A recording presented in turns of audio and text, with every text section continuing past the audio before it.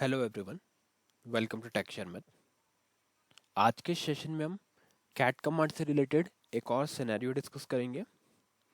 इस सिनेरियो को आप एज ए सॉल्यूशन भी कंसिडर कर सकते हो जिस प्रॉब्लम को हमने लास्ट सेशन में डिस्कस किया था। ठीक है, लास्ट सेशन में हमने क्या देखा था? हमने देखा था कि कैसे हम कैट कमांड की हेल्प से किसी भी फाइल के डेटा को आउटपुट को रीडायरेक्ट कर रहे थे, राइट? बट वहाँ पे एक प्रॉब्लम भी हमने डिस्कस की थी। उसमें क्या हो रहा था कि जब भी हम किसी फाइल के डेटा को रीडायरेक्ट कर रहे थे, तो उस केस में अगर वो फाइल में पहले से डेटा एग्जिस्ट करता है तो वो क्या हो रहा था, फेल कर रहा था, मतलब वो रिप्लेस कर रहा था उस डेटा को, है ना। मैं फिर से आपको रिपीट करके बताता हूँ कि सपोज आपने किसी फाइल के आउटपुट को रीडायरेक्ट किया। अब हुआ क्या, उस फाइल में पहले से ही डेटा एग्जिस्ट करता था, और गलती से अगर सपोज आपने कैट कमांड चला भी दिया तो वो क्या करेगा, उस फाइल के आउटपुट को रिप्लेस कर रहा था। जो पहले का डेटा है, जो ओल्ड डेटा, उसको डिलीट कर रहा था और न्यू डेटा को रीराइट कर रहा था। तो वो एक ड्रॉबैक था उस कमांड का। अब हम क्या देख रहे हैं, अब हम एक ऐसा सॉल्यूशन देख रहे हैं जिसमें हम फाइल के आउटपुट को रीडायरेक्ट करेंगे, बट फिर भी वो उसको डिलीट नहीं करेगा, रिप्लेस नहीं करेगा। उसकी जगह पर वो उस आउटपुट को क्या कर देगा, उस आउटपुट को सिंपली अपेंड कर देगा आपके पुराने डेटा में। जो भी आपका पुराना डेटा होगा उसके अंदर उसको अपेंड करेगा, रिमूव नहीं करेगा। तो इसीलिए इस सिनेरियो को आप एज ए सॉल्यूशन भी ले सकते हो, जहाँ पे आपका आउटपुट जो है वो सिर्फ अपेंड हो रहा है, रीडायरेक्ट हो रहा है, रिप्लेस नहीं हो रहा है। ठीक है, तो आई थिंक ये अब आपको चीज़ें क्लियर हो गई होगी कि क्या हमारा प्रॉब्लम है, प्रॉब्लम स्टेटमेंट क्या है सेशन के लिए, कैसे हम उसको सॉल्व कर रहे हैं।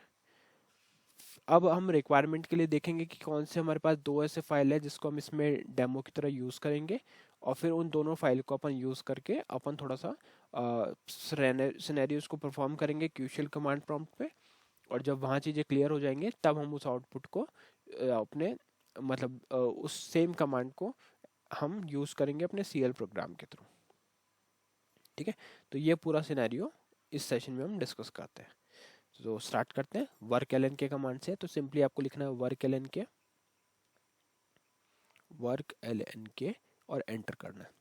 जैसे ही आप एंटर करोगे तो आपके पास work with object link screen open हो जाएगी। इस work with object link screen के ऊपर आप देखोगे तो बाय डिफॉल्ट डायरेक्टरी हमें क्या शो हो रही है, /home/शर्मित। यहाँ पे काफ़ी सारे फाइल्स और डायरेक्टरीज ऑलरेडी स्टोर्ड है। इसमें से हमें क्या करना है, सिर्फ एक फाइल को पिक करना, जो है जैसे ये एक, तो इसको मैं डिलीट कर देता हूँ क्योंकि इसको हम फिर से क्रिएट करेंगे अपने, या ठीक है इसको हम एक बार मैं आपको ओल्ड सैम्पल दिखाऊंगा। हाँ ठीक है, इसको रखते हैं अभी के लिए। एग्जिस्टिंग फाइल हमारी होगी AABB.txt, और जो हम डेमो के लिए दो फाइल लेंगे वो होगी RRYY.txt। इसमें हमने ये 5 रिकॉर्ड सैंपल डेटा स्टोर किए हुए हैं। और दूसरी फाइल हमारे पास होगी XXY.txt। इसमें भी हमने 5 record as a sample data store किया हुआ है। अब हम क्या करेंगे, इन दोनों फाइल को, इन दोनों फाइल के डेटा को मर्ज करेंगे और उसको अपन रीडायरेक्ट करेंगे AABB.txt फाइल में। बट आप वहाँ देख रहे हो वहाँ पे पहले से कुछ डेटा स्टोर्ड है ना। आप देखोगे यहाँ पे पहले RRY का डेटा है, फिर XXY का है, फिर RRY का, और फिर XXY का है। तो अब क्या करना है, यहाँ पे मैं लिखते हैं QSH एंटर। अभी तक क्या कर रहे थे, कैट कमांड यूज करते थे, तो वो रिप्लेस कैसे हो रहा है वो देखते हैं। तो यहाँ पे इसको यहाँ से रिमूव करेंगे अपन। ये कुछ टेक्स्ट यहाँ पे आ गया है, इसको मैं रिमूव करता हूँ। अब लिखेंगे यहाँ पे कैट स्पेस /home, हमेशा पाथ जरूर लिखें, /home/शर्मित स्लैश, और यहाँ पे आ जाएगा फाइल का नेम जैसे RRYY.txt। ठीक है, इसको अब अपन, चलो दोनों फाइल का एक साथ देखते हैं। यहाँ पे लिख देंगे /home/शर्मित/XXYY.txt। अब इसको, अभी नॉर्मली क्या करते थे, ऐसे अपन एंगुलर ब्रैकेट लगाते थे और AABB.txt लिख देते थे, एंटर करते हैं। तो अब इस केस में क्या हुआ, ये कमांड तो एग्जीक्यूट हुई है ना, और यहाँ पे डॉलर सिंबल भी आ गया। बट अगर आप इसका आउटपुट देखोगे तो पुराना वाला जो डेटा था वो सब चला गया। जैसे यहाँ आउटपुट भी कैट से ही देख लेते हैं, कैट स्पेस AABB.txt। तो ये देख रहे हो, इसमें सिर्फ 10 ही रिकॉर्ड्स है, बट अपन ने पहले देखा था कि हर फाइल का सेट, दो दो सेट थे यहाँ पे, है ना। तो इस तरह से अपने को पता चल गया कि यहाँ पे डेटा रिप्लेस हो रहा है। सेम चीज़ अगर आप देखना चाहो तो वर्क लिंक पे भी आपको वही आउटपुट दिखेगा, क्योंकि वहीं से ही वो आउटपुट आ रहा है। ये देखो यहाँ पे रिमूव हो गया ना, तो ये एक ड्रॉबैक है, क्योंकि हर बार ऐसे तो आप रिमूव करते जाओगे उस आउटपुट को। तो अब अपन क्या करेंगे, अब इसका सॉल्यूशन देखते हैं कि सॉल्यूशन क्या है। सॉल्यूशन है अपना इसको अपेंड करना। ठीक है, अपेंड में क्या होगा, एटलीस्ट आपको पुराना डेटा रहेगा, उसके बाद में जो भी आपने कमांड चलाई है वो फिर से रिपीट कर देगा उसको। तो वो फिर भी एक बेटर वे, जिसमें आप पूरा डेटा एटलीस्ट रिमूव तो नहीं कर रहे, है ना। और अपेंड वाले सिचुएशन में तो ऑब्वियसली आप वो यूज़ करोगे, क्योंकि आपको अपेंड करना है इंटेंशनली। देखते हैं कैसे। यहाँ पे आप लिखोगे वर्क एल के,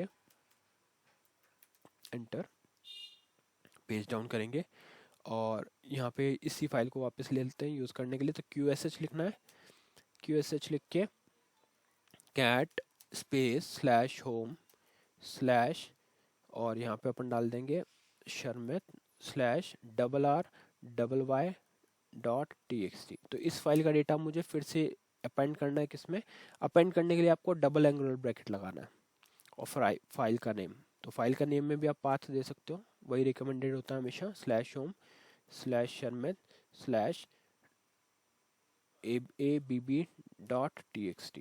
ठीक है, अभी अगर मैं यहाँ पे एंटर हिट करता हूँ तो ये कमांड सक्सेसफुली एग्जीक्यूट हो गई, कोई भी इसने एरर नहीं दिया, और $साइन हमें शो होने लगा। अब अगर अपन यहाँ पे कैट स्पेस AABB.txt लिखते हैं, तो उसके आउटपुट में आपको 3 सेट दिखेंगे। पहला सेट तो ये 2 तो पहले भी थे, और थर्ड वाला ये अभी ऐड हो गया। ठीक है, अब आप में से कुछ का क्वेश्चन होगा कि अगर फिर से इस कमांड को चलाएं तो क्या फिर वो अपेंड करेगा, तो बिल्कुल, जितनी बार भी आप उसको रन करोगे उतनी बार उसका डेटा अपेंड होता चला जाएगा। अब अगर यहाँ पे देखें तो कैट स्पेस AABB.txt यहाँ पे हमने लिखा, और यहाँ पे फिर से डेटा अपेंड होके इतने सारे सेट इसमें बना दिए।